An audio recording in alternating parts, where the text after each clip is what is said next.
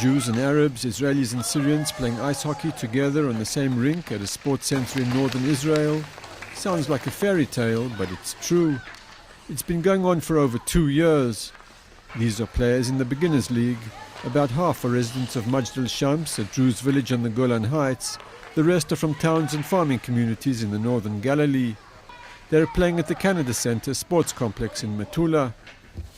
Back in the change rooms, we met members of the Junior League who were donning gear ahead of their practice. The team ranks 4th in the country. They toured Canada recently for specialized coaching and to compete against local teams. 14-year-old Peleg Buzz said that the trip was awesome. He said that it was especially good to travel with Mayas from Majd al-Shams, the team's crack forward, who became his close friend.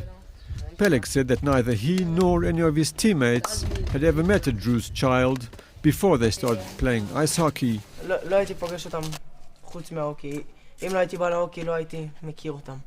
We traveled to Majd al-Shams with Mayas. The Druze village is 12 kilometers away from Metula, but at a much higher altitude. It's situated on the slopes of the Hermon mountain on the border with Syria. Israel annexed the area after the Six-Day War to stop the Syrian army from continually shooting at Israeli farmers on the plateau below. But the Druze residents of Majd al-Shams never opted for Israeli citizenship.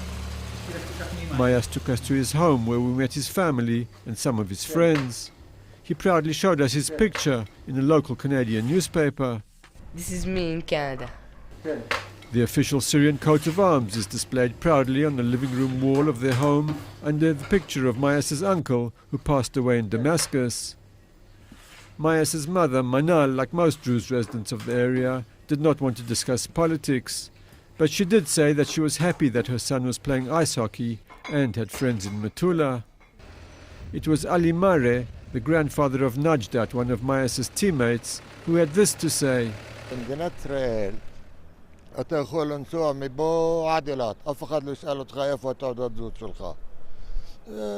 אנחנו חיים בו 40 שנה. אתה יודע, את הגולן לפני 67, אדמה סורית, אבל נתנו לנו את כל מה שהוא מגיע לנו. ישראל, אם אלוהים ייתן לה שלום, בו שווית מזרח התיכון. The Ice Hockey Coexistence Project was started by 30-year-old Metula apple farmer and avid ice hockey player, Levav Weinberg, and sponsored by Sidney Greenberg, a Canadian philanthropist. Weinberg said that from the start there was a lot of apprehension and preconceptions. In the beginning, the kids was go fighting each other. You see, the Druze kids against the Jewish kids was want to play only together, was punching each other on ice. It was a lot of mess, we can call it on ice. But after we start to mix them and we put in a game and they was playing against other team and they learn they have to be together to win the game. And if they're not going to pass and they're not going to help each other, so they're probably going to lose a game. So only then they realized that they should work together, and then the process was beginning. It was the coexistence aspect of the project that brought Mike Mazeka, a senior Canadian ice hockey coach, to Israel. He said that a serious ice hockey league is just what is needed in this part of the world. And one of the main things we teach here is controlling your emotions. Because here on the ice rink, things are happening very fast, just like in the Middle East, you know? So instead of making a very snap-your-neck decision, it's important to take a second, breathe, and realize what's good for everybody around you, whether it's your team or your community. You have to control your emotions and move forward in a positive manner.